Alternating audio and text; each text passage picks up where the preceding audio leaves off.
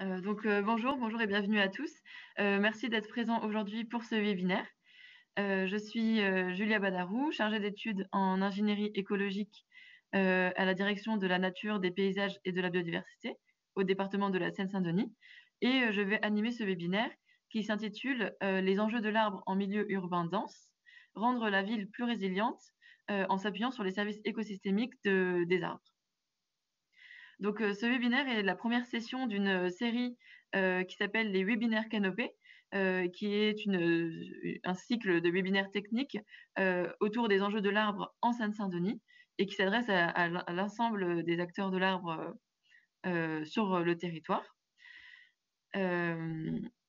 Alors, nous souhaitons que cette série de webinaires soit à la fois informative, comme vous le verrez, comme c'est le cas du webinaire d'aujourd'hui, mais aussi technique et tournée vers l'opérationnel, comme ce sera le cas pour des prochains webinaires. Alors, pour une petite note technique, ce webinaire va s'organiser en 3 parties. À la fin de chacune, un temps de questions de compréhension sera mis en place. Puis, à la fin du webinaire, 30 minutes seront dédiées à un échange entre les intervenants et le public. Donc, si vous avez des questions un peu plus approfondies, je vous invite à les noter et à les poser aux intervenants à ce moment-là. Alors, pour les temps de questions, je vous inviterai à demander la parole dans le chat qui s'appelle le clavardeux, j'en sais rien, en indiquant une étoile dans le chat. Une étoile ou une étoile, ce sera très bien. Normalement, à ce moment-là, je pourrais activer votre micro personnellement. Si jamais ça ne fonctionne pas, on trouvera une autre solution. Mais pour l'instant, ce sera comme ça qu'on fonctionnera. Donc, comme je vous le disais, ce webinaire intervient dans le cadre du plan Canopé, qui est un plan d'investissement départemental qui a été voté en juin 2020 et qui a pour objectif de promouvoir l'arbre en Seine-Saint-Denis, selon trois approches, 3 grands axes. Le premier, c'est développer la canopée départementale, développer la couverture arborée, tout d'abord d'un point de vue quantitatif, c'est-à-dire planter plus, mais aussi qualitatif, planter mieux. Le deuxième axe, c'est protéger les arbres et protéger les arbres existants. Et le troisième axe, c'est promouvoir et diffuser les bonnes pratiques et les savoirs autour de l'arbre en Seine-Saint-Denis au travers de différents événements, différents outils, comme le cycle de webinaire Canopé, par exemple. Donc, pour cette édition, j'ai le plaisir d'accueillir Joël Amossé, qui est responsable du groupe Nature en Ville du CEREMA Île-de-France, et Luc Chrétien, qui est responsable du groupe Biodiversité, Aménagement et Nature en Ville du CEREMA Est, qui interviendront dans le cadre du partenariat entre le CEREMA et le plan Canopé pour l'adaptation de l'outil Sésame au contexte de la Seine-Saint-Denis. Donc, l'outil Sésame vous sera présenté dans cette conférence et je n'en dirai pas plus pour le moment. Je vais juste ajouter que le développement de l'outil Sésame en Seine-Saint-Denis a fait l'objet d'un marché d'innovation entre le CEREMA et le département, car il va nous permettre en fait de développer des connaissances et des savoirs scientifiques autour de l'arbre en ville et de les partager de manière fonctionnelle grâce à un outil pour améliorer la qualité des projets de plantation sur le territoire. Donc, je vais maintenant laisser la parole à Luc Chrétien et à Joël Amossé, qui vont vous présenter donc en 3 parties ce webinaire. Tout d'abord, vous faire une présentation des services écosystémiques de l'arbre. Ensuite, une présentation de l'outil Sésame et de l'étude Sésame qui a déjà eu lieu, comme vous le verrez, été réalisée pour la ville de Metz. Et enfin, une présentation de l'adaptation de cet outil et de cette étude au territoire de la Seine-Saint-Denis. Donc, Joël Amossé et Luc Chrétien, je vous invite à activer vos micros, s'il vous plaît. Bonjour à tous. Donc on va commencer par vous faire une présentation assez générale sur les services écosystémiques rendus par les végétaux. Puis ensuite, on abordera plus les études que nous menons de manière plus précise. Alors, je vais partager l'écran et si quelqu'un peut me faire signe pour me dire si tout va bien. Est-ce que vous l'avez?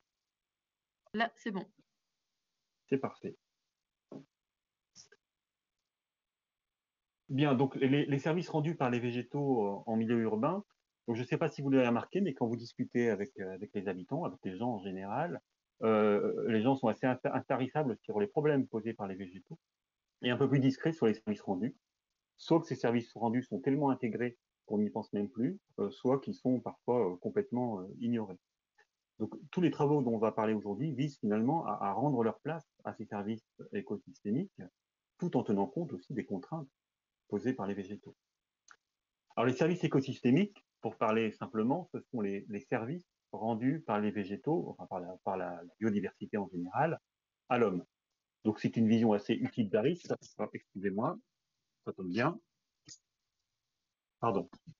C'est une vision assez utilitariste hein, des végétaux. On pourrait aussi parler de leur intérêt en eux-mêmes hein, ou d'un point de vue éthique, mais ce ne sera pas le sujet qu'on va aborder aujourd'hui.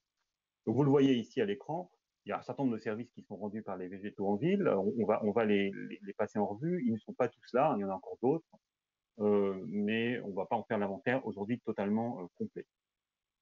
Alors tout d'abord, bah, le végétal en ville, c'est de la biodiversité. Imaginons nos villes sans arbres, le support de développement de la faune et de la flore il existerait, mais il serait extrêmement pauvre. Donc les végétaux, du point de vue de la biodiversité, ça va être avant tout, bien sûr, une source alimentaire. Ça va être également des sites de reproduction. Vous avez ici un nid dans un arbre, mais ça peut être des cavités, ça peut être un certain nombre de choses, ça peut être tout simplement un abri dans un buisson. Ça peut prendre de différentes formes. Euh, en termes de nourriture également, ce qu'on peut dire, c'est que les végétaux urbains participent notablement à la pollinisation. Vous avez ici quelques espèces en exemple. Alors le tilleul, il est tout à fait intéressant, il est bien connu hein, pour son rôle attractif pour les pollinisateurs. Je parle en tout cas des tilleuls endémiques. Mais j'ai mis aussi une photo ici du robinier qui, bien que ce soit une espèce exotique envahissante et posant problème à la biodiversité à ce titre, elle est en soi intéressante en termes d'attractivité pour les pollinisateurs. On en reparlera. Certains végétaux sont particulièrement intéressants aussi en tant que source de nourriture hivernale, parce que bien sûr, ils vont intervenir en période de disette. Je vous ai mis ici une photo du Pirancanta. On aurait aussi pu citer une espèce locale qui est le lierre, le lierre commun, qui va jouer un rôle souvent important dans l'alimentation hivernale de la faune. Les végétaux, ce sont aussi des abris, comme je l'ai dit tout à l'heure. Hein. Vous voyez ce petit bouquet de noisetiers ici qui va servir de relais finalement pour beaucoup de petits oiseaux pour aller d'un site à un autre, par exemple. Le lierre, ben, je l'ai déjà cité, mais il est finalement intéressant à beaucoup de titres. Il va souvent constituer un abri très important pour de grandes populations d'insectes, de divers invertébrés, voire de petits invertébrés. Les arbres jouent aussi un rôle de perchoir. Ils vont jouer un rôle donc du coup dans la reproduction, dans le repos des animaux. Et enfin, les végétaux sont susceptibles de développer divers habitats, en particulier via des cavités, cavités qui peuvent aussi par ailleurs poser un problème de sécurité, mais qui en soi constituent un élément d'offre de biodiversité pour la faune et la flore. Voilà donc en termes de biodiversité. Alors en termes de biodiversité, on peut ajouter aussi d'une manière un petit peu plus dynamique que la végétation urbaine contribue à permettre la circulation de la faune et de la flore via la trame verte et bleue, donc via l'existence de corridors écologiques. Alors sur ce plan ici, vous voyez que ce sont les abords d'un cours d'eau qui vont jouer le rôle de corridors écologiques, mais c'est pas seulement ça. Hein. Tous les parcs et jardins ou les alignements et les jardins privés, par exemple, contribuent à constituer une trame écologique qui va servir de support aux vivants. Des bosquets, des haies de diverses natures. Ici, vous avez l'exemple d'un îlot déminéralisé dans la ville de Strasbourg qui va finalement jouer un rôle dans la continuité écologique là où la surface artificialisée précédente n'en jouait aucun. Et bien sûr, les toitures végétalisées qui tendent à se développer en milieu urbain contribuent aussi au développement de cette trame verte.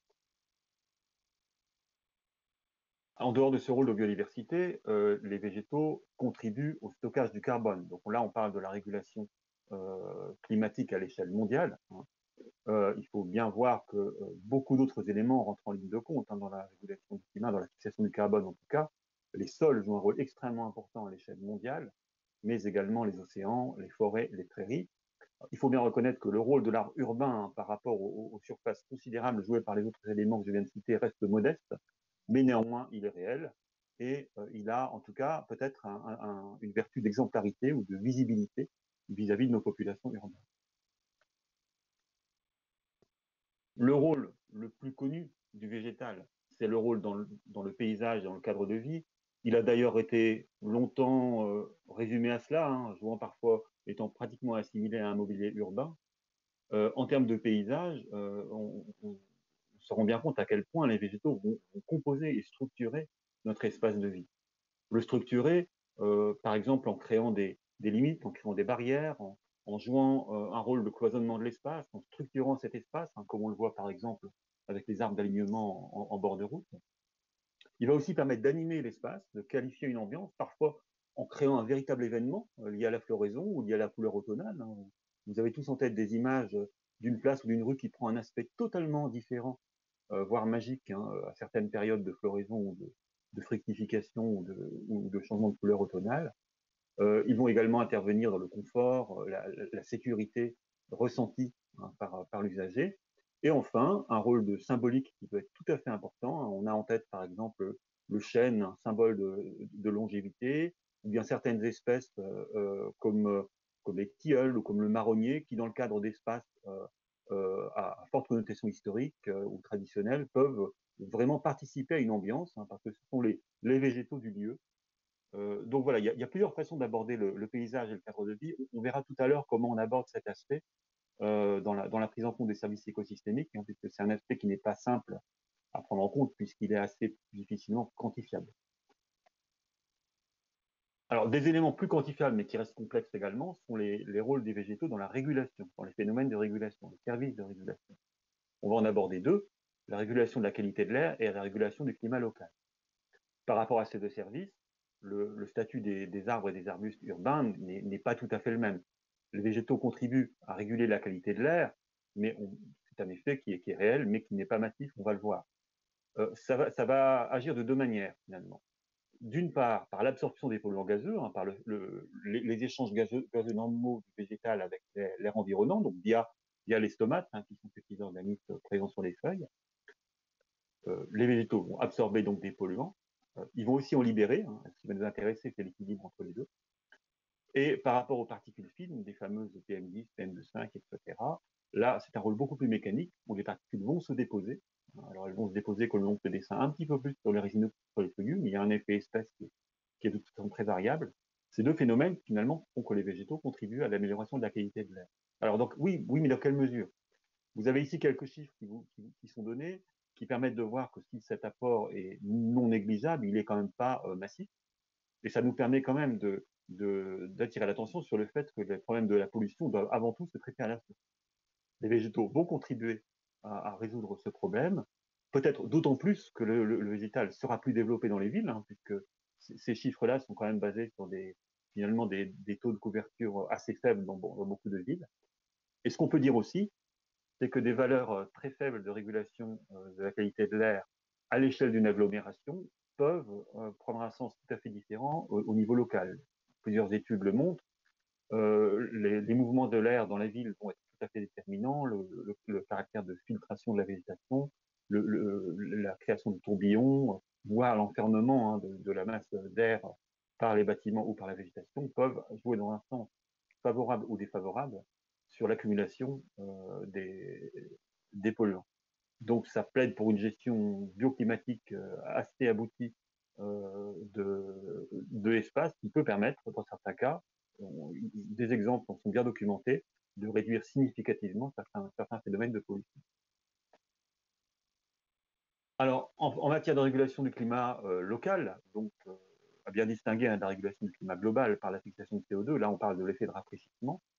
On va commencer par un petit bulletin météorologique. Hein. Vous avez ici à gauche les températures records observées sur une année entre 1950 et 2005. Et à droite, vous avez les perspectives à partir de 2050. Alors vous voyez que vous, aussi bien en région parisienne que nous dans le nord-est, on est bien servi, hein, parce qu'on ne bénéficie pas de l'effet tampon des masses d'eau océaniques et maritimes.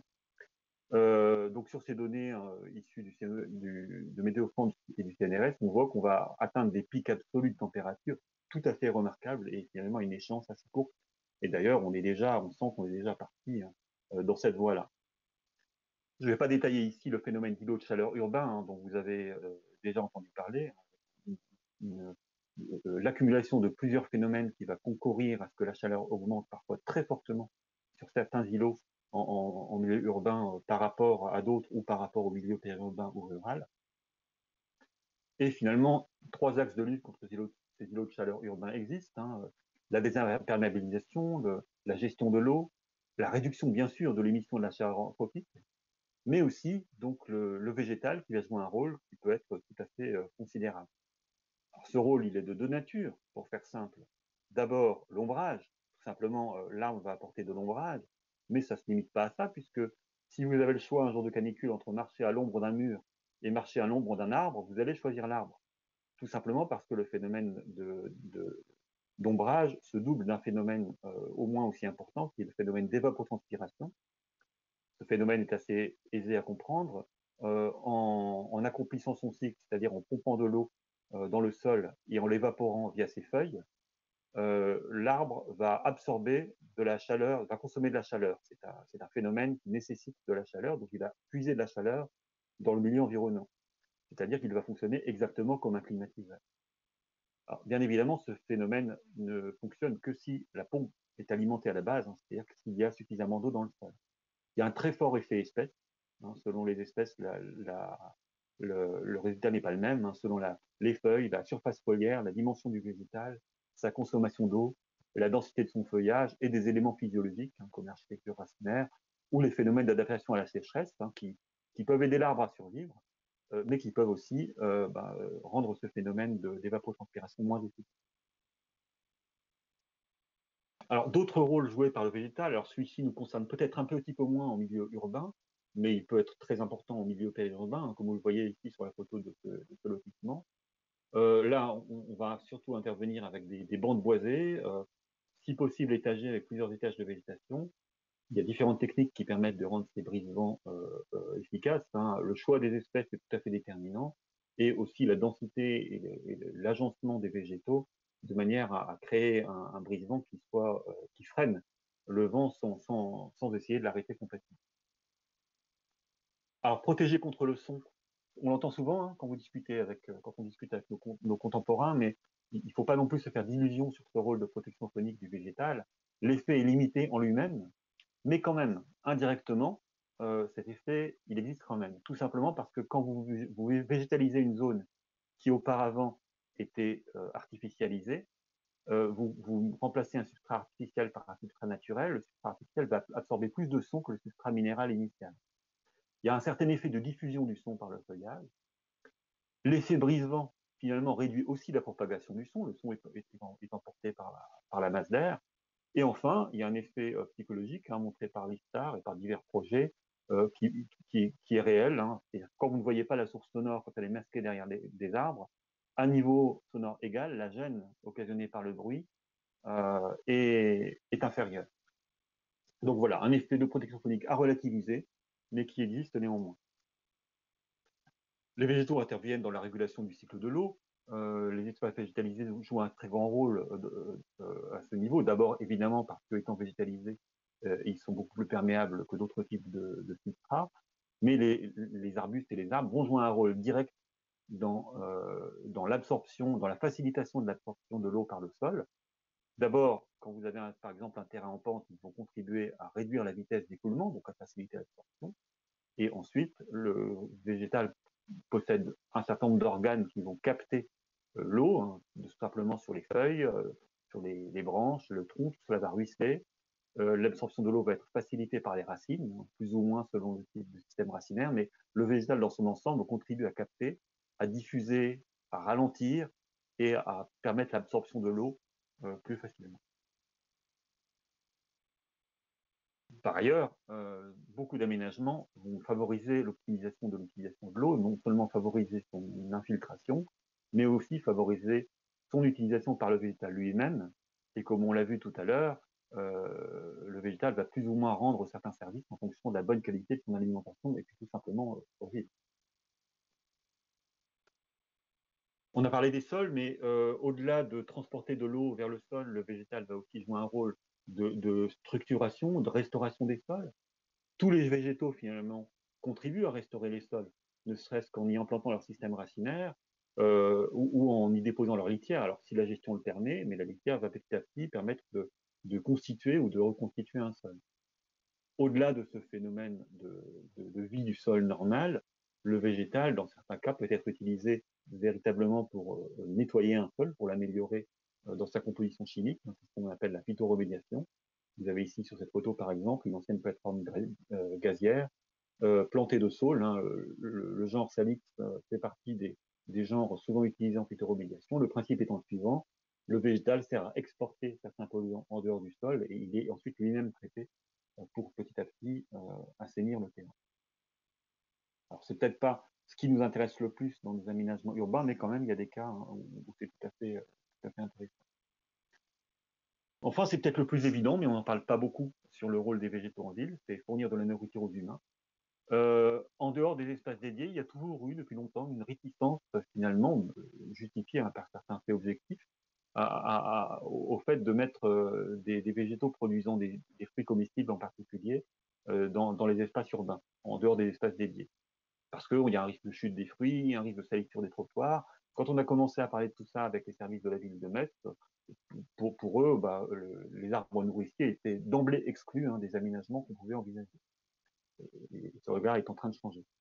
Cela dit, les arbres fournissant de la nourriture permettent de changer le regard du citadin sur l'environnement et de passer finalement de cet effet mobilier urbain à un effet plus d'interaction entre l'homme et le végétal. Donc c'est un média finalement aussi, cet arbre nourricier. Il génère de l'interaction, de la convivialité, il peut être vecteur de sensibilisation, d'apprentissage. Alors attention toutefois, en milieu urbain, il y a quand même pas mal de réserves à avoir sur l'utilisation du végétal nourricier. Évidemment, si vous installez votre arbre fruitier à proximité d'une route très passante, on en a un bel exemple dans notre ville ici à Metz de cerisiers en bordure d'une des routes les plus fréquentées. Ça peut poser un petit problème de dépôt de polluants sur le fruit. Et puis aussi, bien entendu, attention, entre autres précautions, à ne pas mélanger les espèces comestibles avec des espèces qui ne le soient pas ou qui soient toxiques, bien sûr, limiter le risque de mauvaise utilisation de ces espèces. Voilà, donc j'en ai terminé avec ces services écosystémiques. Le fondement finalement du projet qu'on va vous présenter par la suite, c'est de changer le regard sur ces services, de les faire connaître, de les faire prendre en compte finalement, et d'essayer d'aller vers des projets qui tiennent en compte à la fois des contraintes posées par les végétaux et des services qu'ils peuvent nous rendre. Je vous remercie de votre attention pour cette première partie et je suis tout à fait à votre disposition pour répondre déjà à certaines questions, comme l'avait dit Julia. Merci beaucoup, merci Luc pour cette première présentation. Alors, on va commencer par 5 minutes de questions de compréhension. Alors, j'ai l'impression qu'il y a des problèmes de son et de micro dans le chat, mais on va commencer en essayant d'utiliser les micros. Si vous souhaitez parler pour poser une question, je vous invite à indiquer une étoile dans le chat. La première étoile sera la première personne qui parlera, etc. Est-ce que le son était bon de mon côté? Vous m'avez bien entendu? Certaines personnes n'entendaient pas. De mon côté, j'entendais très bien. Il y a eu des... ça dépend. Y a-t-il des questions de compréhension? Vous m'entendez là?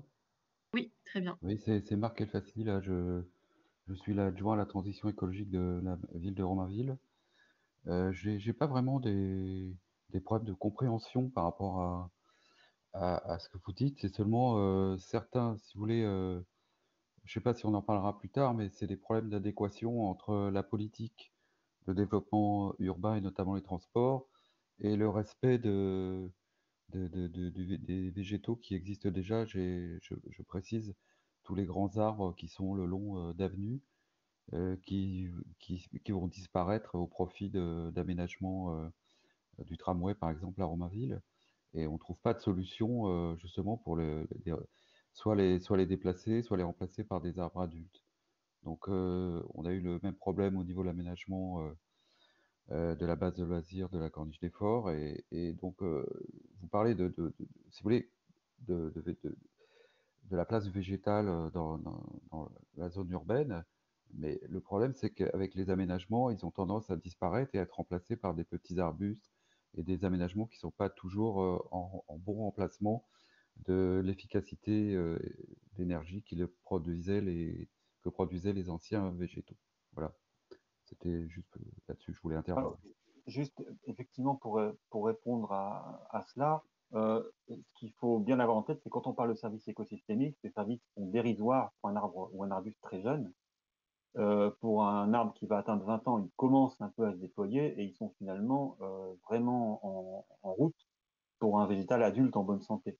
Donc c'est vrai que chaque fois qu'on va, par un projet, éliminer des végétaux adultes, des arbres adultes en particulier, on a un recul très fort des services produits. C'est la raison pour laquelle, on en parlera dans notre étude, on a aussi un certain nombre de recommandations qui visent vraiment autant que possible à ménager les arbres existants, en particulier dans le cas des aménagements de friches, mais aussi dans le cas que vous évoquez. Alors évidemment, dans certains cas, l'aménagement, il implique d'éliminer des végétaux. Mais en l'occurrence, il faut appliquer, comme en écologie, la séquence éviter, réduire, compenser, en privilégiant l'évitement de l'impact autant que possible. Déplacer des arbres, c'est quand même quelque chose qui n'est pas facile. Il y aura toujours aussi une perte en termes de services rendus. Je ne sais pas si ça répond à votre question. Je suis même pas sûr que c'était vraiment. Si vous voulez, ça y répond en partie, hein, l'histoire de la compensation, effectivement. Ceci étant dit, on voit le, comment dirais-je, le développement des transports dans les milieux urbains tel qu'il se fait aujourd'hui, et puis même des aménagements font que disparaissent des zones entières de végétalisation. Vous le dites vous-même, il faut 20 ans pour qu'un arbre commence à donner sa compensation au niveau d'absorption de CO2 et restitution de fraîcheur, par exemple.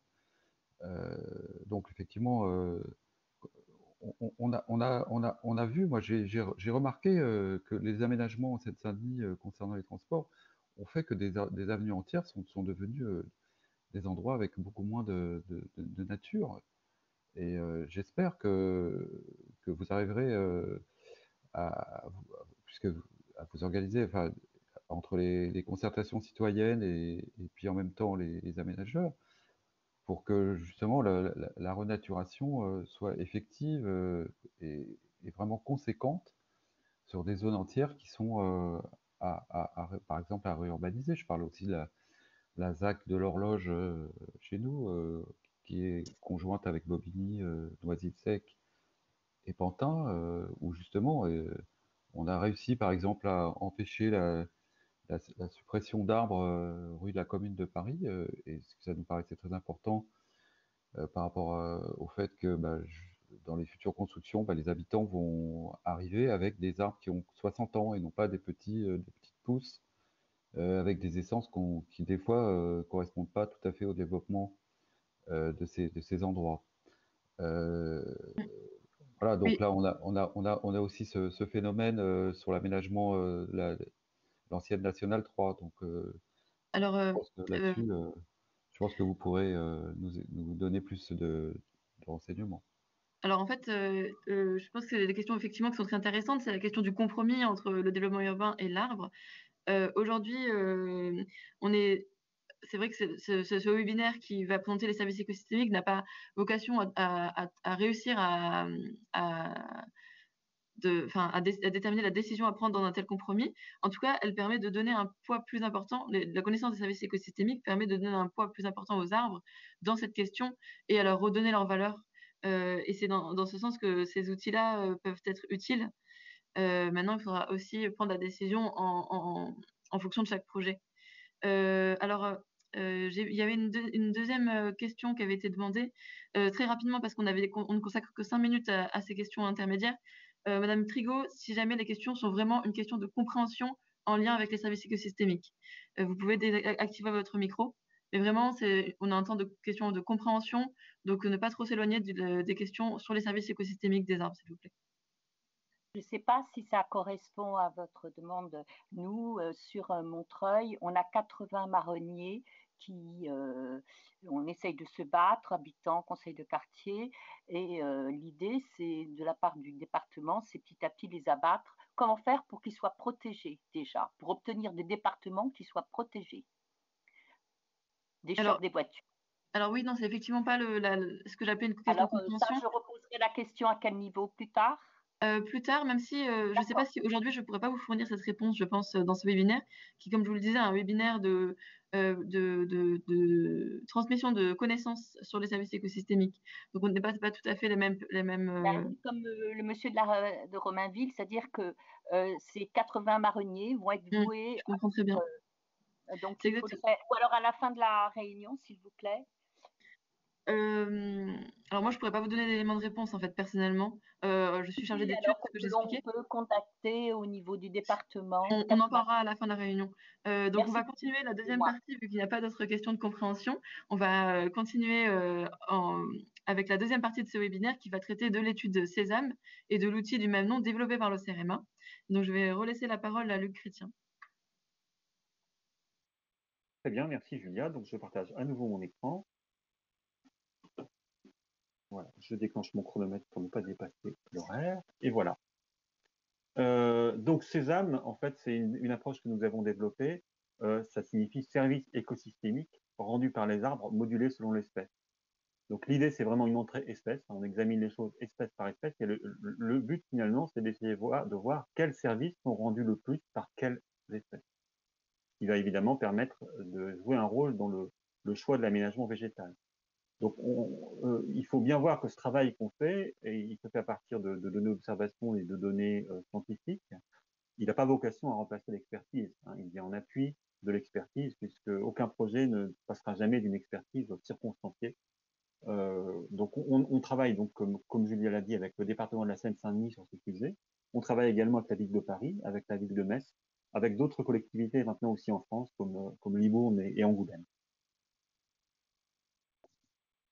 Alors, sur ce petit dessin, vous voyez les principaux services sur lesquels nous avons travaillé dans notre approche jusqu'à présent. Je vais beaucoup vous parler de l'approche que nous avons menée à Metz, mais on vous parlera après, et c'est Joël qui aura ce rôle, de la manière dont on envisage, avec le département de la Seine-Saint-Denis, de le décliner.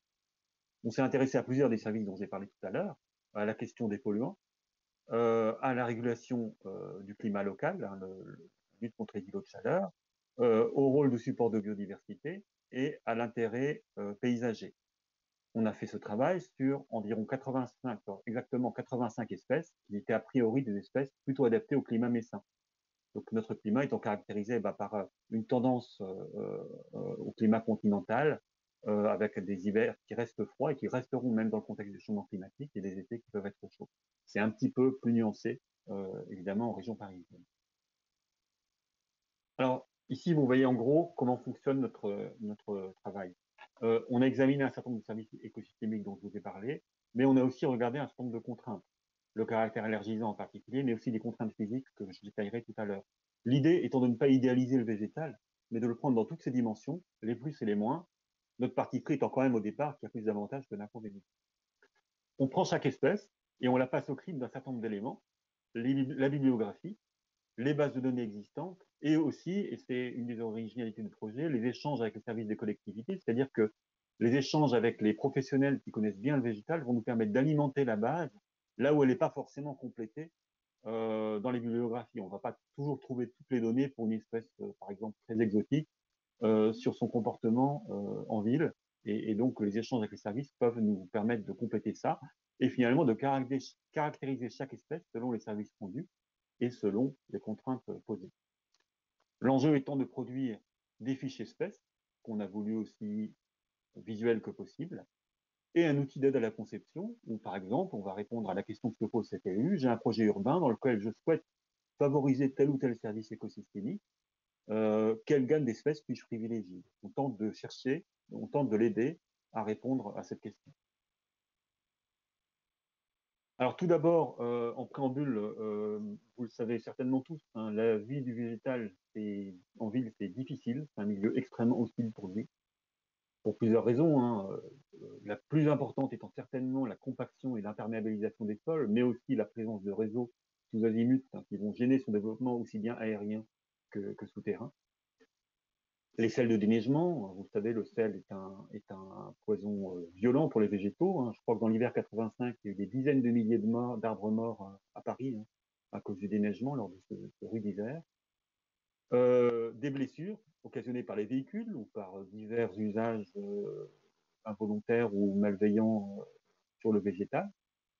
Et donc, ces blessures devant lesquelles les arbres ne sont pas égaux, hein, autant le platane cicatrise assez facilement, autant le hêtre, une fois qu'il est blessé, ça va être très très compliqué pour lui. D'autres problèmes liés à l'éclairage nocturne, par exemple, la liste n'est pas complète, mais une vie très difficile finalement pour l'arbre, qui fait que sa longévité est bien plus basse en ville que dans son milieu naturel. Et souvent, ces dimensions sont plus basses, plus réduites aussi. Autre difficulté, on en a déjà parlé tout à l'heure, c'est le réchauffement, le changement climatique. Alors abordons-le cette fois sous l'angle du végétal. Ici, vous avez des cartes issues de l'INRA et de Météo France, où vous voyez en fait des zones géographiques, hein, des zones de répartition de la végétation qui se décalent vers le nord. Et vous voyez ici en orange, par exemple, la zone océanique liée au pin maritime. Alors le pin maritime, hein, c'est le pin des Landes. Hein. Et bien vous voyez que à l'horizon 2100, elle atteint cette zone Paris et Châlons en Champagne. Alors que la zone continentale, la zone du Hêtre, aura pratiquement disparu, à peu de choses près, à part les zones un peu montagneuses de la France. Donc c'est une évolution très rapide à l'échelle des végétaux, puisque finalement c'est en une génération, ou deux ou trois, hein, selon les espèces, mais en tout cas c'est sur un pas de temps très court. Donc, un des éléments de notre travail, ça a été de qualifier chaque espèce par rapport à leur adaptation au climat local. On l'a examiné sous trois angles. D'une part, est-ce qu'on est dans l'aire de présence naturelle de l'espèce? Par exemple, le hêtre, on est dans son aire de présence naturelle ici, mais certaines espèces méditerranéennes, ce n'est pas le cas. Ensuite, est-ce que ces espèces sont adaptées aux spécificités du climat urbain? Est-ce qu'elles vont tolérer les fortes sécheresses, le sol tassé, etc., toutes ces atteintes dont on a parlé tout à l'heure? Et enfin, est-ce qu'elles vont être adaptées aux évolutions climatiques attendues?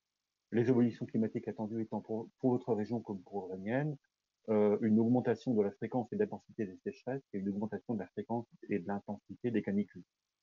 Donc on croise ces différents éléments d'après les données qu'on connaît, hein, bien entendu, et on essaye de dresser un petit peu la fiche d'identité de chaque espèce.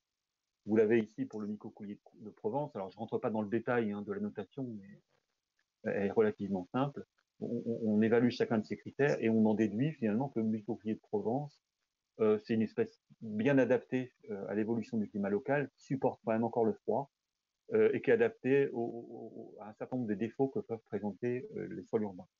Donc une espèce finalement qui est intéressante de ce point de vue. A contrario, le hêtre que j'ai cité tout à l'heure ressort très mal de cette analyse. En ce qui concerne la biodiversité, pour étudier ce service, on a d'abord recherché un indicateur général de l'intérêt d'une espèce pour la biodiversité, mais cet indicateur, on n'a pas trouvé, il n'existe pas dans la littérature. Donc, on a établi un indice composite à partir d'un certain nombre de sous-critères.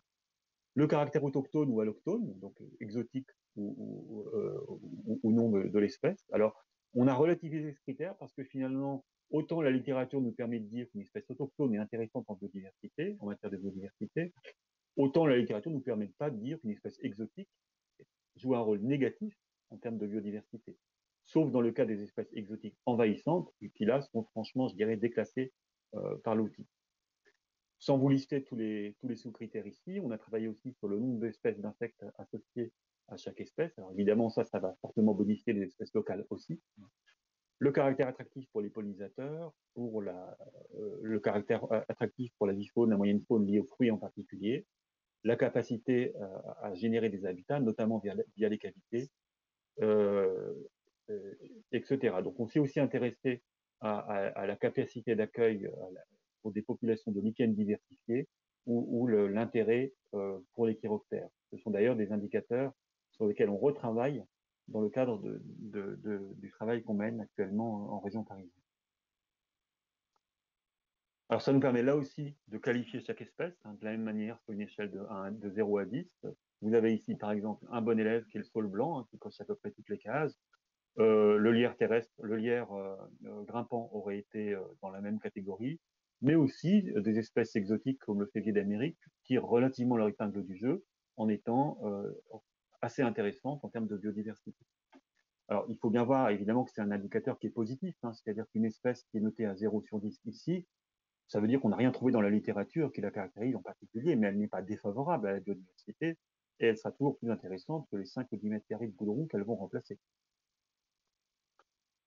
En ce qui concerne les services de régulation, donc là, on est sur des indicateurs un petit peu plus quantitatifs. On a travaillé d'après les études menées de mesure de la fixation des polluants, et on a travaillé à partir des critères morphologiques des végétaux qui ressortent de ces études. Je reviens pas sur le phénomène que j'ai déjà décrit tout à l'heure. Donc là, ce sont un certain nombre de facteurs, notamment de dimension du végétal, de dimension de son feuillage, de caractéristiques de son houppier, de caractéristiques de ses feuilles. Hein. Par exemple, les feuilles poilues ou glabres c'est un critère qui va interférer avec le piégeage des polluants en particulier. Et on va travailler sur la même gamme d'indicateurs, mais utilisés d'une manière différente pour les questions de régulation du climat. Là aussi, un arbre qui a un gros pied, qui a des grandes feuilles, qui a beaucoup de feuilles, qui a une grosse surface foliaire, va jouer un rôle important. Et certains critères vont jouer, je dirais, d'une manière différente. Ici, pour la régulation du climat, une feuille glabre va être un élément favorable, par exemple, alors que la feuille présentant une forte pilosité va être intéressante pour la capture des particules fines. Donc, on a établi une méthode d'analyse multicritère sur la base de ces indicateurs d'état, soit qualitatifs, soit quantitatifs. Ça nous permet donc, sans rentrer dans le détail, de qualifier un certain nombre de paramètres pour chaque espèce. Et vous avez ici une petite comparaison de l'approche pour deux espèces, l'érable sycomore et le pin sylvestre, qui permettent là aussi de qualifier selon une note de 0 à 10 l'intérêt finalement relatif de chaque espèce. Alors, j'insiste bien sur le fait que ce sont des données de classification des espèces, c'est-à-dire que l'érable sycomore est peut-être plus intéressant pour capter les polluants gazeux que le pin sylvestre, mais il n'est pas 9 fois plus intéressant. Il a une note de 9 alors que le pin sylvestre a 1. Donc on peut dire que l'érable sycomore à évolution du végétal et à état de santé du végétal équivalent est plus intéressant pour ce service et peut-être moins pour les particules, etc. C'est un indicateur qui est relatif. En ce qui concerne le paysage et le cadre de vie, là, on abandonne un petit peu les aspects quantitatifs pour quelque chose de plus qualitatif. En fait, on a essayé de définir la carte d'identité des types paysagers qu'on rencontre dans l'agglomération de Metz. Et on est en train de le faire, bien entendu, de la même manière pour les agglomérations de la Seine-Saint-Denis. À Metz, on a retenu 12 types paysagers. Au début, on en avait un peu plus d'une quinzaine et on les a sélectionnés. On les a définis, comme vous le voyez ici, sous forme de petits pictogrammes qui permettent de mieux les visualiser. Alors, vous en avez qu'on va retrouver dans toutes les villes, comme la voirie urbaine, par exemple, le stationnement. On a aussi identifié des types spécifiquement lorrains, comme les usoirs, que vous n'aurez pas en région parisienne, mais vous en aurez certainement d'autres. Bref, on essaie de coller finalement à une réalité culturelle du lieu. On examine finalement chaque espèce du panel en essayant de définir quelles sont les espèces les plus emblématiques ou les possibles ou pas possibles dans tel type paysager. Là aussi, on a beaucoup travaillé avec les services de la ville pour affiner ce tableau, ce qui nous permet de recommander un certain nombre d'espèces pour certains contextes. Je passe très vite là-dessus. On a exclu quelques types paysagers pour simplifier. Et par exemple, on n'a pas souhaité garder le type des espaces éphémères, des dalles dépôts, puisque un des objectifs du projet, c'est quand même de privilégier les plantations en pleine terre. Donc, même si ces espaces temporaires existent, on les a pas retenus dans le panel. Voilà, donc une grande partie des 12 types retenus, je ne vais pas les détailler, et les petits pictogrammes qui vont avec. Voilà, ça, je vous l'ai déjà expliqué. Alors maintenant, passons à la face sombre du végétal. Le risque allergique, c'est évidemment quelque chose qu'il faut prendre en compte. Alors, c'est relativement simple à prendre en compte puisque ces données sont déjà très bien renseignées par les données du réseau national de surveillance aérobiologique qui qualifie les différentes espèces. On a eu un petit peu de mal à trouver la donnée pour certaines espèces et on s'est tourné dans ce cas-là vers la donnée américaine quand c'était pertinent. Dans les rares cas où on ne trouvait pas, finalement, c'était des espèces qui ne posaient pas de problème allergisant au final. On a ajouté aussi à cette question du pollen d'autres effets indésirables liés à la santé, et en particulier les chenilles processionnaires. Alors, en Lorraine, on est concerné par la chenille processionnaire du chêne. Je pense que vous l'êtes en région parisienne par la chenille processionnaire du pin, et certainement le chêne également. On va examiner tout ça. Alors, évidemment, c'est pas la même chose que le pollen, mais je dirais que ça aggrave le cas des espèces concernées, puisque au problème de santé posé par le pollen généré, va s'ajouter un problème lié, c'est avant tout un problème pour le chêne, mais c'est aussi un problème pour les humains, liées aux semis processionnels. On peut faire un raisonnement équivalent pour certains désagréments causés par d'autres espèces, comme le plâtre.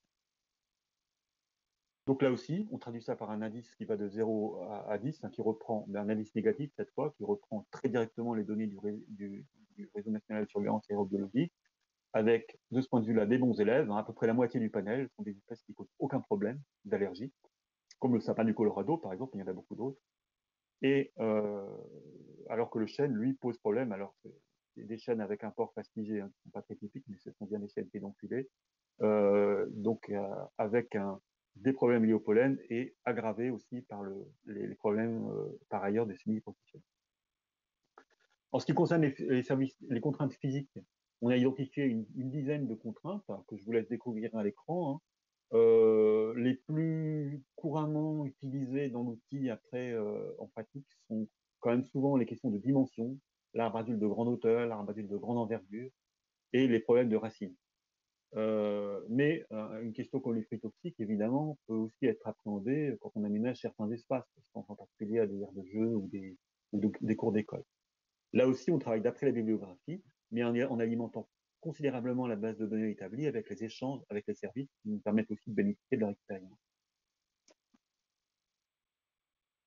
Voici par exemple ce que ça donne avec le Sophora. Alors, le Sophora, magnifique arbre urbain, qui est évidemment tout à fait à recommander, mais pose quand même un certain nombre de contraintes qu'il faut prendre en compte.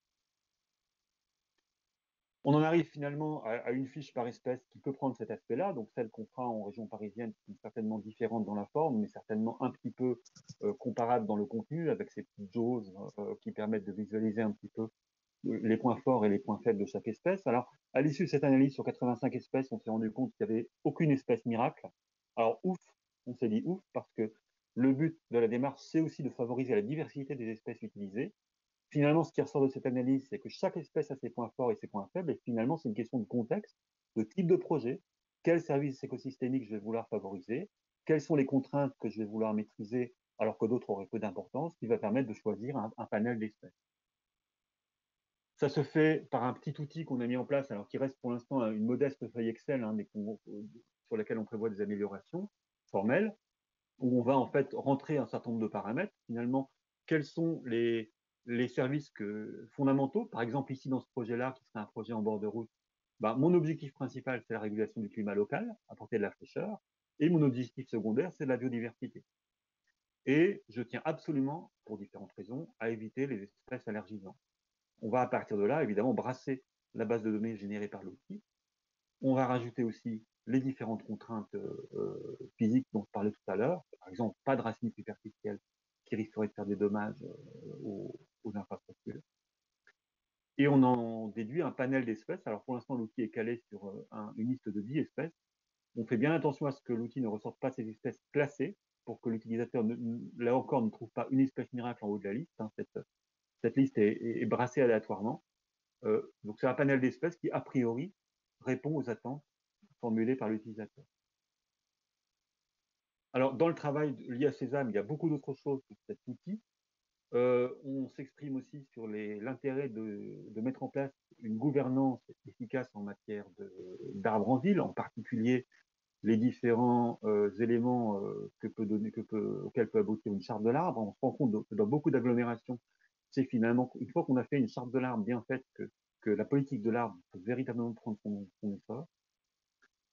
Je ne vais pas détailler tout ça, c'est abondamment détaillé dans le rapport qu'on a établi, mais des considérations sur l'organisation des végétaux dans l'espace, pour favoriser une végétation étagée, comme vous l'avez ici, favoriser une végétation diversifiée dans ses modes d'entretien, diversifiée dans sa composition, ce qui va permettre d'augmenter les services rendus et d'augmenter aussi la résilience de l'espace qu'on va créer, tout en augmentant aussi, en améliorant le service paysager rendu. Favoriser la continuité végétale, là aussi il y a beaucoup de réflexions à avoir par rapport à ça pour que les végétaux contribuent à la connectivité écologique. Il y a une réflexion à avoir sur la complémentarité entre les espaces publics et les espaces privés. Il y a aussi véritablement une réflexion à avoir sur la place des espèces indigènes dans les principales continuités végétales. Ça, l'outil Sésame permet de le prendre en compte. Des considérations beaucoup plus techniques que je ne vais pas du tout détailler ici sur l'installation et l'entretien du végétal pour favoriser sa survie en bonne santé, puisque finalement c'est de là que vont découler tous les services qu'il va pouvoir rendre. Alors, je vous ai mis ici en rouge une chose à laquelle je tiens particulièrement, ça rejoint la discussion qu'on a eue tout à l'heure, mener une réflexion sur le végétal avant l'aménagement. J'ai eu l'occasion de travailler assez souvent sur des aménagements de friches où malheureusement on devait constater l'élimination de végétaux au moment du début de l'aménagement de la friche pour finalement replanter des arbres à la fin, alors que ces végétaux rendent un service qu'on aura du mal à reconstituer en moins de 30 ou 50 ans par la suite. C'est tout à fait dommage. Par ailleurs, les végétaux préexistants dans les espaces de friche ont souvent des formes graphiques tout à fait intéressantes qui sont très valorisables sur le plan paysager. Voilà, je passe sur les éléments techniques de plantation et d'entretien. Il y a beaucoup de choses à dire sur le plan technique de ce point de vue. On en aborde un certain nombre. L'enjeu n'est pas de le détailler ici. Et j'en ai terminé pour cette séquence et j'ai tenu les 20 minutes prévues à 10 secondes près. Donc, je vous propose là aussi de répondre à quelques questions si vous en avez. Exactement, donc je vous rappelle pour les questions de compréhension sur l'étude Sésame, vous pouvez demander la parole en mettant une étoile dans le chat. Alors sachant que je vois que Francis Redon avait une question, mais que je ne comprends pas, donc si jamais vous souhaitez l'étayer, la question est élagage et intervention technique, vous pouvez prendre la parole. Oui, merci beaucoup. Mais écoutez, oui, je vais l'étayer. Ça rejoint ce qui a été dit sur la durée du végétal. Bon, on constate quand même souvent dans les collectivités que les élagages pardon, sont quand même plutôt sauvages. Les engins d'élagage déchirent, abîment l'arbre plutôt que essayent de le conserver en bon état. Donc déjà, il y a les périodes d'élagage qui sont importantes, en particulier pour préserver les oiseaux et la nidification. Et puis, dans certains cas, on a l'impression que les arbres sont complètement mis à nu et qu'en fait, la guerre revient quasiment à éliminer l'arbre et on n'atteint pas tout à fait les objectifs qu'on s'est assignés. C'est aussi en lien avec les élagages, ce sont les actions en particulier sur les talus SNCF, de SNCF Réseau. Bon, on a cet exemple du côté de Villemomble, Gagny, Conty, etc., sur les lignes du RER et du Transilien, où tout a été réduit à néant. Donc c'est quand même plutôt catastrophique. Bon, ce sont des arbres qui se sont développés de manière un peu sauvage, bien sûr, sur les talus. Mais ce que je voulais dire par là, c'est qu'à la rigueur, dans le plein canopé, on dit un arbre coupé, 3 arbres plantés. On pourrait contraindre SNCF Réseau à replanter l'équivalent de ceux qu'ils ont détruits pour correspondre aux objectifs qu'on s'est également fixés. Donc je ne sais pas comment le CEREMA peut nous aider dans ce genre de... C'est plutôt l'entretien plutôt que la plantation des arbres. Donc là, comment on peut contraindre aussi bien les collectivités que les grands services publics à respecter un peu mieux l'arbre qu'ils ne le font aujourd'hui? Alors effectivement, bon, si vous lisez les bouquins de Francis Allais, hein, vous verrez qu'il recommande, comme beaucoup d'autres personnes, d'élaguer le moins possible, finalement, parce que l'élagage, c'est toujours une source de stress énorme pour l'arbre, voire une source de maladie, voire une cause de mortalité. Et puis aussi, l'élagage, c'est aussi la création d'une zone de faiblesse, hein, qui recassera plus tard si on n'élague pas régulièrement. Donc, effectivement, l'élagage en lui-même peut poser problème, et il est aussi parfois la conséquence de l'installation d'un végétal là où il n'est pas à sa place. C'est-à-dire que vous le mettez à un endroit où, une fois qu'il a pris toute sa dimension, bah, il rentre en interaction avec les réseaux, ce qui impose de l'élaguer. Donc, c'est aussi une question de choix initial. Donc là, on ne peut qu'inciter les intervenants à faire une intervention la plus mesurée possible. Et il y a aussi, je pense, quelques mauvaises habitudes à combattre avec finalement une habitude d'élaguer massivement des végétaux qui peut-être demanderaient une intervention beaucoup plus ponctuelle. Il y a aussi un petit peu, je dirais, une dimension culturelle, une dimension d'habitude là-dedans. Pour ce que vous évoquez par rapport à l'entretien, je pense que c'est une question aussi tout à fait importante. Alors moi, je l'ai examiné pas par rapport au talus SNCF, mais par rapport au talus de la DIR, hein, sur les bords de route nationale, mais la problématique est un petit peu la même. Et moi, je l'ai examiné sous l'angle de la biodiversité. On pourrait le voir sous d'autres angles. Mais en termes de biodiversité, là aussi, comme je le disais tout à l'heure, même s'il s'agit d'entretien, le gestionnaire de réseau, il est tenu autant que possible d'éviter l'impact, de le réduire et de le compenser. Ces végétaux qui se développent sont souvent au moins le réceptacle de la reproduction de plusieurs espèces protégées, ne serait-ce que des petits passereaux. Donc de toute façon, la question se pose de ce point de vue-là. Je parle d'évitement parce que, en général, il n'y a pas toujours besoin d'éliminer tous les végétaux qu'on élimine. Je prends l'exemple de la dire, sur des dépendances vertes qui sont parfois assez importantes, on arrive à couper des arbres qui n'ont aucune chance de tomber ou de perdre des branches sur la voie qu'on veut protéger. Mais on le fait, je dirais, parce qu'on fait une intervention massive. Donc il y a déjà ça qui est peut-être à prendre en compte. Il y a ensuite une question évidemment de période d'entretien, où là le dégât sera beaucoup plus massif si on le fait par exemple maintenant, à la fin du printemps ou au début de l'été. Et ensuite, effectivement, il y a la question de la compensation. Donc, si on coupe un arbre, planter trois, mais il faut aussi se méfier de ça, parce que la compensation, c'est aussi quelque part un constat d'échec. Hein. Ça veut dire qu'on n'a pas suffisamment réduit l'impact avant de le compenser. Et on retombe sur ce problème de temporalité qu'on avait tout à l'heure. Couper un arbre, un vieil arbre, en replantant trois très jeunes, on n'est pas dans une équivalence écologique quand on fait ça. Donc effectivement, je pense qu'avant tout, il y a une sensibilisation des intervenants, des entreprises et des gestionnaires à leurs responsabilités par rapport à l'entretien de ces dépendances.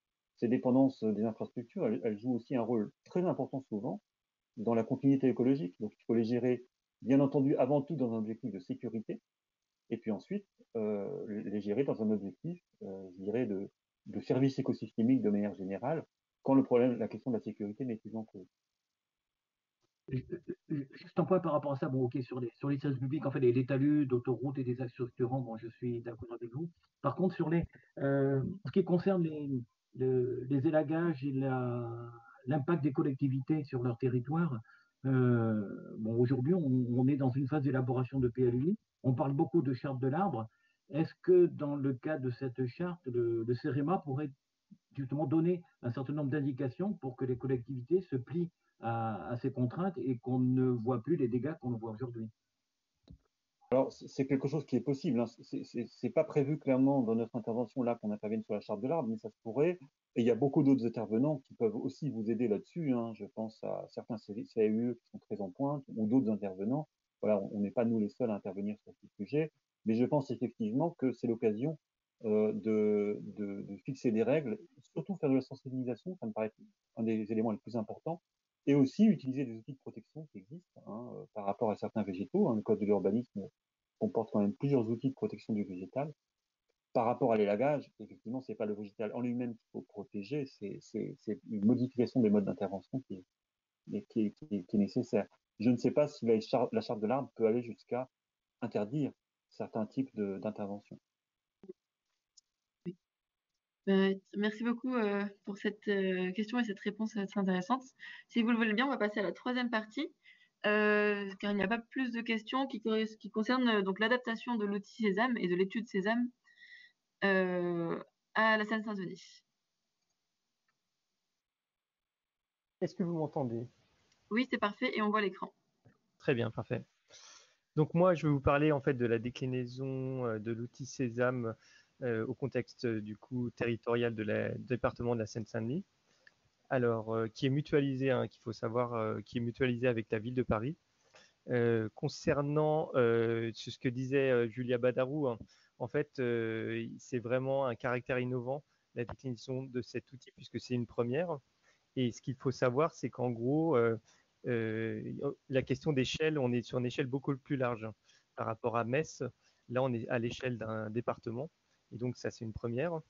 Et puis, concernant le caractère dense aussi, on est en zone très dense, que ce soit pour le département de la Seine-Saint-Denis, mais aussi pour la ville de Paris. Il y a aussi la question du changement climatique, comme Luc Chrétien le précisait, où là, on peut avoir des différences en termes de résistance et notamment de performance des espèces voilà, concernant les services écosystémiques. Donc, différentes étapes concernant la déclinaison de cet outil, et puis des étapes mutualisées donc, avec la ville de Paris, notamment concernant les espèces végétales, aussi concernant l'ajout et l'adaptation des services écosystémiques, comme je parlerai tout à l'heure, et puis la définition des types d'espaces. Donc, il faut savoir qu'en gros, cette déclinaison a commencé il y a quelques mois, donc c'est un travail en cours. Donc, Il y a aujourd'hui des réunions techniques qui se mettent en place, de nombreux allers-retours entre scientifiques et techniciens gestionnaires. Donc, concernant la définition de la palette végétale, donc, le département de la Seine-Saint-Denis a identifié un certain nombre d'espèces qui se donc basées sur différentes références, notamment une référence locale comme la palette végétale et biodiversité de la Seine-Saint-Denis, donc un document consultable qui date de 2019 pour le développement de la biodiversité dans les aménagements. Et ce qu'il faut savoir, c'est que il y a la prise en compte du coût du service de la biodiversité, mais d'autres espèces qui contribuent notamment à d'autres services écosystémiques comme on les a cités tout à l'heure. Donc, concernant la palette végétale, il faut savoir qu'il y a environ 130 espèces qui ont été retenues, et puis il y a 40 nouvelles espèces végétales qui ont été identifiées par le département de la Seine-Saint-Denis, et le reste, du coup, c'est des espèces issues de l'étude Sésame et qui sont adaptées, bien entendu, au contexte local. Concernant ces espèces végétales, il faut savoir que en priorité, il y a eu les choix de sélectionner des espèces qui sont indigènes, mais aussi des espèces types, voilà, des espèces emblématiques, notamment par rapport à certains espaces qu'on retrouve en Seine-Saint-Denis. Il y a aussi, du coup, comme je le mentionnais, la prise en compte du contexte climatique et voilà, s'assurer que les espèces puissent s'adapter et, voilà, et évoluer dans le cadre de ce changement. Concernant les contraintes, il y a aussi donc un choix qui a été réalisé puisqu'on est dans un milieu très urbanisé où là, on est très très contraint, voilà, notamment, voilà, il y a eu des choix concernant certaines espèces, notamment des cultivars, qui ont un port qui est plutôt voilà, colonnaire et pas trop, suivant les types d'espaces, pas une envergure très importante pour que l'espèce puisse se développer.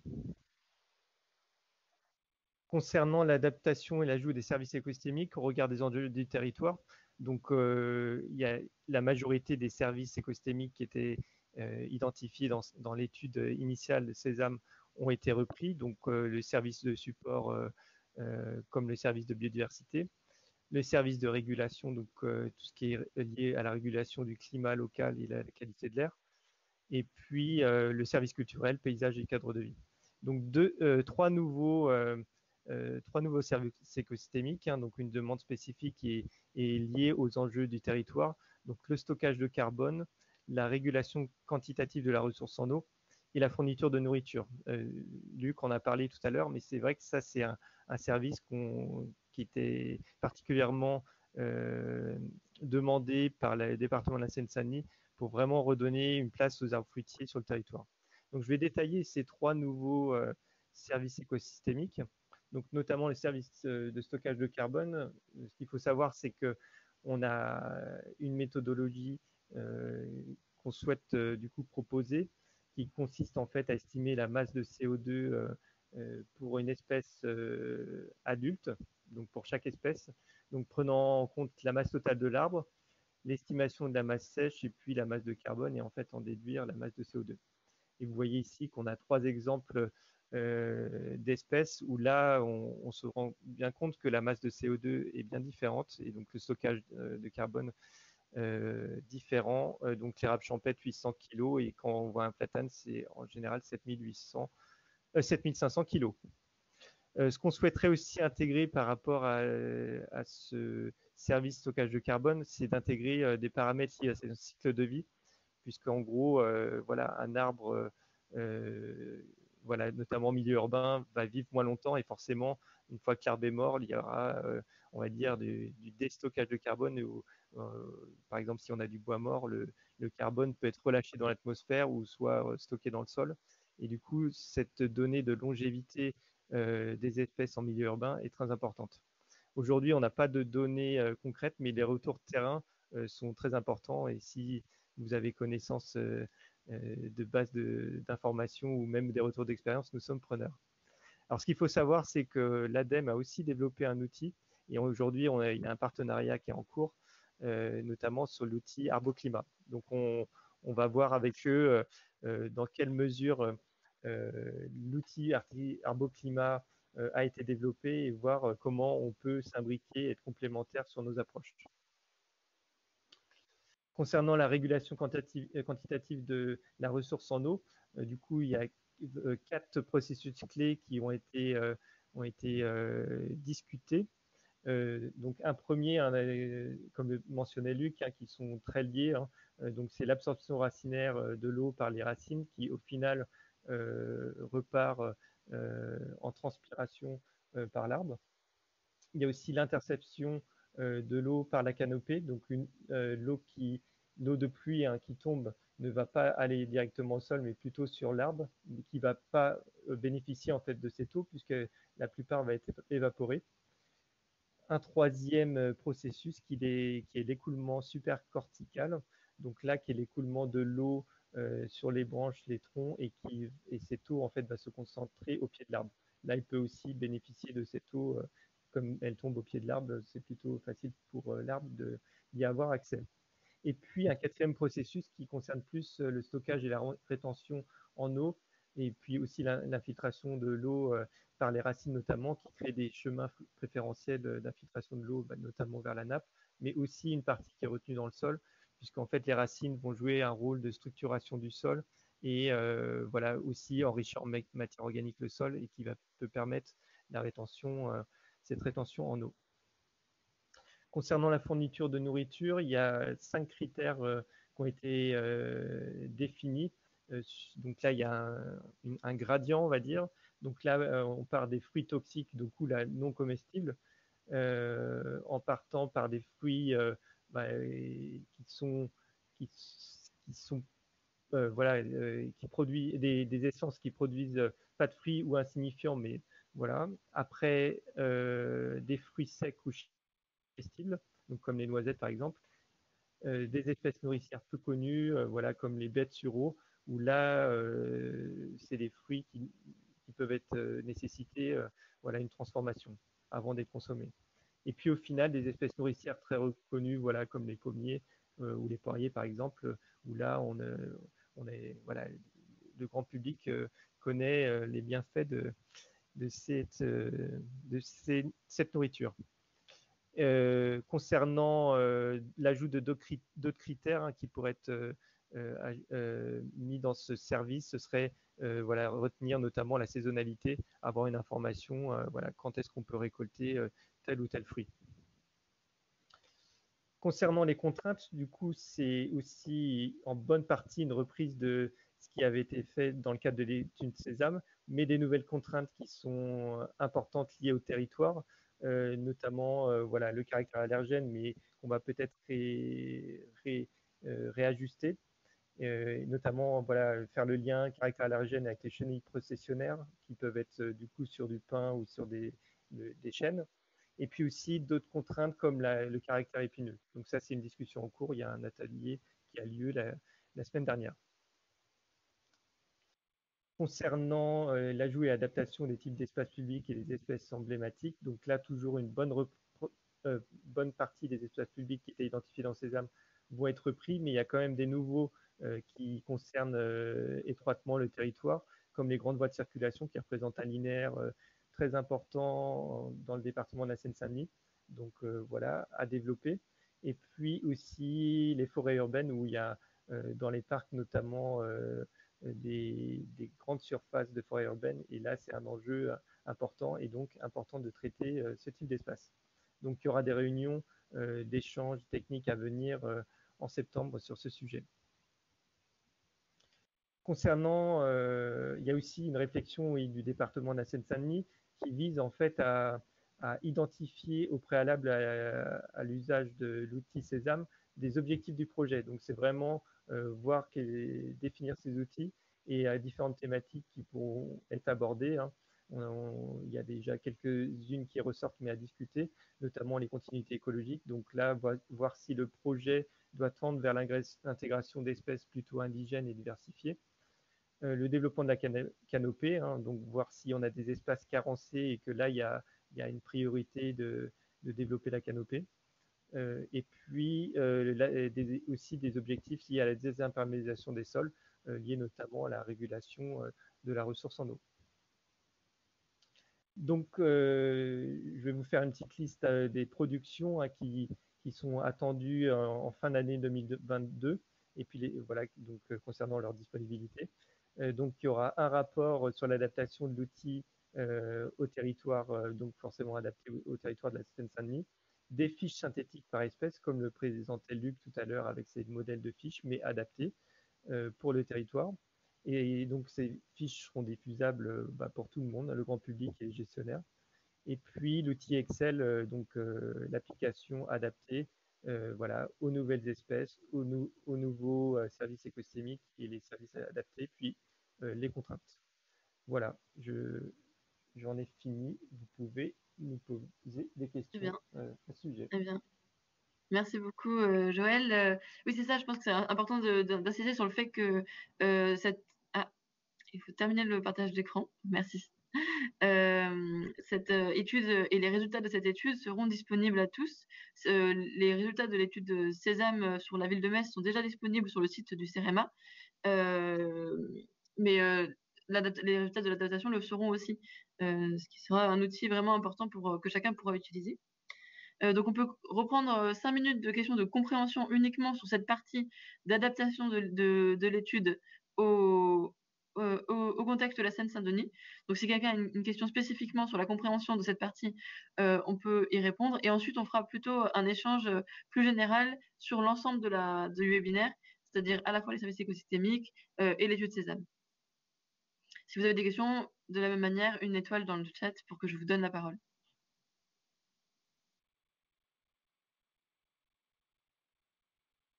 Ah oui, j'ai loupé plein de questions, j'ai l'impression. Ah bah très bien, il y avait une question de Zélie qui parlait de la disponibilité, donc effectivement, je vois qu'il y a eu des réponses, des questions. Dina, alors excusez-moi, je vais commencer par Laurie Barrault qui avait demandé la parole. Oui, bonjour, vous m'entendez? Oui. Bon, du coup, c'était pour la partie d'avant, mais j'ai un peu ma réponse. Je voulais savoir si potentiellement il y avait une idée après d'adapter cette étude à l'ensemble du territoire métropolitain. Oui, alors vous avez la réponse, tout à fait. Oui, Alors, voilà, bon. juste pour préciser un petit peu, effectivement, nous, avec Sésame, on a choisi le principe d'une adaptation vraiment au plus près du territoire. C'est-à-dire que le travail qu'on a fait à Metz, il serait en partie extrapolable ailleurs, mais il n'est pas complètement, en particulier pour les dimensions biodiversité et paysage. Donc, ça demande à chaque fois une adaptation sur la base d'une même méthodologie. Joël citait tout à l'heure la démarche Arbo-Climat de l'ADEME, qui est partie sur un petit peu une autre façon de faire. Hein, c'est des calculs assez approfondis, comme par exemple pour la fixation de carbone, mais c'est pas adapté à un territoire. C'est général sur l'ensemble du territoire. Voilà, c'est la démarche que nous avons retenue. D'accord, merci. Merci. Alors, je vais reprendre à nouveau effectivement des questions qui avaient été demandées pour la prise de parole précédente. Je suis désolée, je n'avais pas vu le fil de la discussion. Dina Deferry-Cessac, s'il vous plaît, si vous voulez encore intervenir. Oui, bonjour. J'avais une question sur les chantiers qui se font. Nous, on a beaucoup de chantiers sur Saint-Ouen et on a des chantiers dont des arbres notables sont sur emprise de chantier. Donc, les entrepreneurs sont assez peu scrupuleux, ils font très peu attention aux arbres. Donc, comment faire en sorte de les dissuader d'abîmer les arbres? Aujourd'hui, il y a un calcul un peu savant d'indemnisation et un remplacement par des arbres beaucoup trop jeunes, 1 pour 3, c'est absolument pas satisfaisant. Comment contraindre les promoteurs à davantage de respect et à respecter les coffrages autour des collets des arbres notamment, et un diamètre suffisant pour la motte racinaire et ne pas mettre tout ce qui est très lourd autour de l'arbre? Comment faire en sorte que sur des voies départementales, ce soit respecté? Alors, nous, donc c'est pas tout à fait une question en lien avec Sésame, donc je vais prendre la parole si ça vous va, Luc et Joël. Sur le département, on a mis en place des outils techniques à ce sujet, donc je vous inviterai à aller voir notamment la fiche Protéger les arbres une fiche technique sur la protection des arbres en phase chantier qui est diffusable. Donc je mettrai à la fin de la conférence un lien vers les documents Canopée, je vous inviterai à aller la consulter. Ensuite, il y avait une demande de parole de Manuel. Oui, bonjour, Nathalie Manuel, Seine-Saint-Denis Habitat. On a vu l'intérêt d'augmenter le taux de couverture arborée. Je voulais savoir, est-ce qu'on a une idée de la proportion qui idéale quelque part entre le taux de couverture arborée et l'ensemble des espaces végétalisés par rapport à l'intérêt de tout ce qui est prairies, etc. Et une deuxième question qui était l'outil Sésame, finalement, ça reprend les avantages et inconvénients de chaque arbre, enfin, un par un. Est-ce qu'on a une idée, quand par exemple on fait un alignement qui mélange différentes espèces, des avantages écosystémiques? Est-ce que c'est ça, à quel point c'est plus intéressant Oui, voilà. oui, c'est une question très pertinente.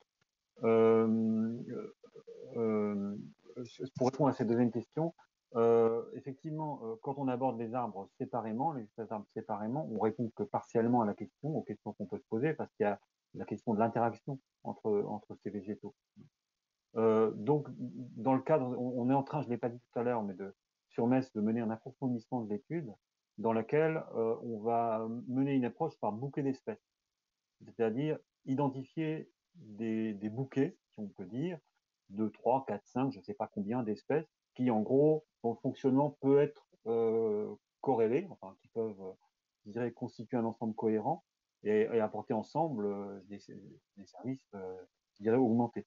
Alors c'est compliqué à aborder, on ne sait pas trop ce qu'on va réussir à faire de ce point de vue-là, mais on sent bien qu'il est nécessaire de l'aborder. Sinon, quand même, de manière générale, le message, c'est quand même d'aller vers la diversité. Et c'est vrai que même si on a dans nos traditions, et j'imagine que c'est pareil dans vos villes, une habitude d'avoir sur des alignements, en particulier de bord de rue, une seule espèce, très souvent avec une réflexion paysagère un petit peu aboutie, on peut avoir des choses tout à fait intéressantes et esthétiques avec 2 ou 3 espèces. Et moi, j'ai même en tête quelques exemples d'avenues avec 50 ou 80 espèces différentes qui sont des véritables petits arboretums, mais qui sont aussi tout à fait intéressantes à notre point de vue.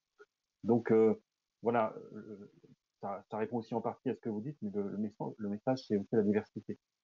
Et vous aviez une première question, mais que du coup, j'ai oublié. Oui, effectivement. Donc, en fait, si je comprends bien votre réponse à la deuxième question, finalement, ça reprend l'idée de ce qu'on pourrait faire au potager quand on associe des plantes entre elles. Après, la première question, c'était pour la proportion entre les espaces Oui. végétalisés dans leur ensemble et le taux de couverture arborée. Alors, moi, personnellement, j'ai pas de réponse à ça. Ça va dépendre de la politique qu'on se pose, qu'on se fixe sur un endroit donné.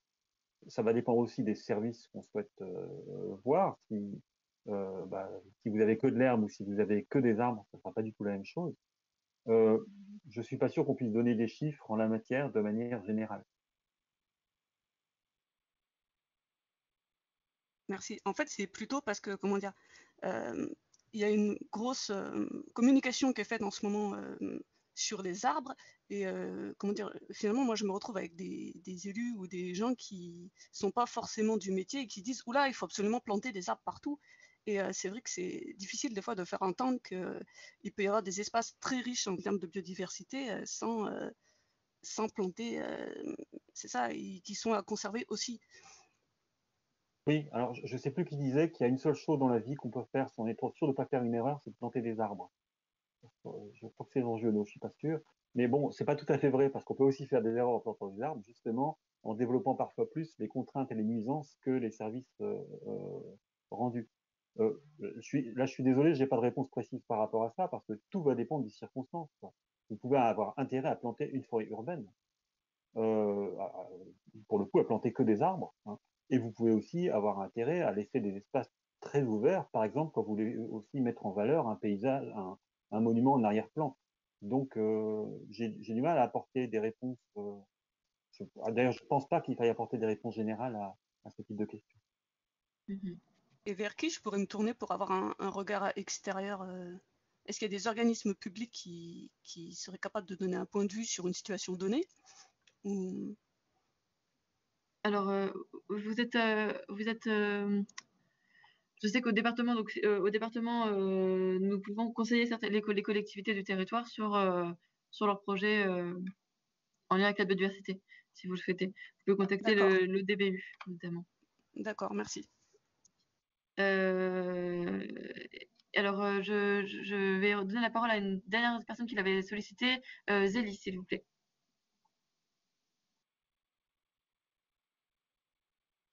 Oui, bonjour. Moi, je me demandais, désolée pour le bruit, je me demandais si en fait vous avez donné avec l'outil Sésame des sortes de notes de 0 à 10. Et je voulais savoir si avec ces notes, on pourrait essayer de sortir des sortes d'indicateurs pour essayer d'évaluer clairement ça et que ça en devienne vraiment un outil. Voilà. Et ma deuxième question aussi, c'est est-ce que du coup ces différents outils dont vous avez parlé seront disponibles à tous et pas seulement à des bureaux d'études ou des communes? Alors, je peux apporter certains éléments de réponse, mais je pense que ça serait bien aussi que le département complète. Alors, je ne suis pas totalement sûr d'avoir compris ce que vous voulez dire dans votre première question, parce que ce qu'on produit, c'est bien des indicateurs. Hein. Mais ce qu'il faut bien avoir en tête, c'est que ce n'est pas des indicateurs quantitatifs. À aucun moment, on vous dit clairement combien de biodiversité produit telle espèce, etc. C'est vraiment des indicateurs de comparaison. Euh, voilà, et du coup, j'ai encore oublié votre deuxième question, je suis désolé. Je devrais le noter. D'accord, je vois l'idée, mais du coup, est-ce que ça nous permettrait Ah d'estimer, oui. par exemple, quelque chose? Alors, après, pour transcrire ça en termes d'estimation plus quantitatif, on est en train de faire un travail exploratoire avec la ville de Nancy là-dessus, en utilisant les données de Sésame appliquées à la base de données des arbres de la collectivité. Mais on n'arrive pas pour l'instant à passer de ça à des données quantitatives par quartier ou par rue, par exemple. Hein. On peut par exemple, avec cette approche-là, dire pour tel service qu'on veut rendre dans tel quartier, le panel des espèces qu'on a choisi est pas top, par exemple, ou qu'il est très bien. Mais en déduire des valeurs quantitatives, en gros, la démarche n'est pas faite pour ça. Hein, et il faut faire attention aussi à ce qu'on peut, aux interprétations qu'on peut en faire. La démarche, elle est vraiment faite pour comparer les espèces entre elles, hein, et sortir un panel. Ensuite, par rapport à la disponibilité d'outils, nous, ce qu'on a fait sur MES, mais je laisserai le département pour s'exprimer sur ce qu'il veut faire, c'est que la démarche avec MES et MES Métropole, c'est pas une prestation, c'est une co-construction entre les deux collectivités et CEREMA. Et le parti pris depuis le début, c'est que tout ce qu'on a produit, le rapport, les fiches et l'outil, sont directement sur les sites internet du CEREMA et de deux collectivités, accessibles à tous, aux bureaux d'études, aux services instructeurs, qui sont aussi, à mon avis, dans le public cible de ces outils, aux particuliers. Hein, on a eu des retours aussi de particuliers, enfin bref, à tout le monde, qui peuvent télécharger l'outil et l'utiliser ensuite à volonté. C'est vraiment une volonté que ça soit totalement public. Je laisse le Super, département merci de la beaucoup. Seine-Saint-Denis s'exprimer sur. Oui, alors c'est exactement le même objectif, c'est le même objectif qu'on porte au département, c'est développer cet outil au service du territoire. Donc, de la même manière que l'outil pour le Sésame 1 développé pour la ville de Metz est disponible sur Internet, je vous ai mis le lien dans le chat. De la même manière, l'outil, l'adaptation au territoire sera disponible sûrement sur Internet aussi, sur le site du département. Donc c'est justement, voilà, nous, on serait intéressés que les acteurs du territoire l'utilisent. Et c'est justement aussi à destination de personnes qui n'ont pas forcément tout un service technique en espace vert très développé. Ça peut permettre en fait de répondre à des questions sur le végétal de manière simple et fonctionnelle. Oui, l'expérience a montré que même si je pense que l'outil il est utile pour un expert d'un service espace vert qui va confronter un petit peu à ce qu'il dirait par lui-même, ou bien un bureau d'études, c'est aussi très utile pour les petites, voire les toutes petites collectivités qui ont très peu ou pas du tout de staff technique dédié et à qui ça donne au moins un premier angle de vue, une première approche et des suggestions qui vont pas être les espèces marottes du pépiniériste d'à côté. Voilà, donc il y a, je pense, différents niveaux d'utilisation. Exactement. Alors, je fais un tour dans le chat, il n'y a pas de nouvelles demandes de prise de parole. Il y a eu certaines questions qui ont été posées. Il y a eu une question au sujet de la sensibilisation, si le travail du CEREMA pouvait être utilisé et valorisé dans une campagne de communication. Donc c'est exactement ce que vous venez de dire, Luc, l'utilisation de cet outil aussi pour sensibiliser aussi un public qui n'est pas technique. Donc c'est très intéressant. Si vous voulez ajouter quelque chose. Oui, simplement par rapport à des opérations de communication ou de sensibilisation, nous, notre établissement public, c'est pas vraiment son positionnement d'aller faire ce genre d'opération. On peut l'accompagner, mais c'est aussi pour ça qu'on s'associe à des collectivités qui sont mieux placées pour faire de la diffusion ou des opérations comme aujourd'hui, tout simplement. Et alors, y a-t-il d'autres questions? Et je me rends compte, Joël, vous voulez peut-être intervenir aussi sur le partage de l'outil, de l'adaptation de l'outil à la Seine-Saint-Denis, sur son partage auprès des partenaires. Oui. Oui, il y avait une question, mais on n'y a pas répondu, mais c'était par rapport à la canopée. Il y avait une personne qui avait posé une question sur le pourcentage de canopée que j'ai noté. Le taux de couverture arborée.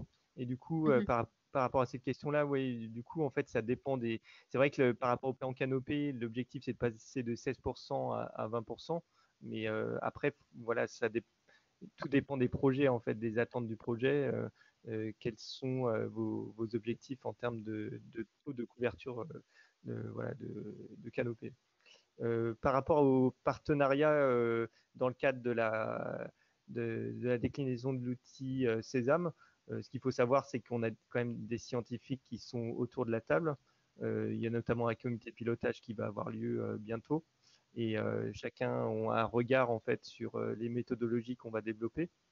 Forcément, bah, voilà, on travaille voilà, avec la ville de Paris, Seine-Saint-Denis, et puis il y a aussi, bah, par exemple, comme on le disait tout à l'heure, l'ADEME, Plantécité, il y a aussi le MNHN, le musée d'histoire naturelle, et puis des personnes spécialistes voilà, des questions de l'arbre.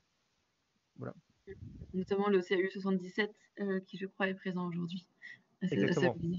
Exactement. Très bien. Eh bien, merci. Je pense que s'il n'y a pas plus de questions, on peut terminer ce webinaire. Merci beaucoup, Joël Amossé. Merci, Luc Chrétien.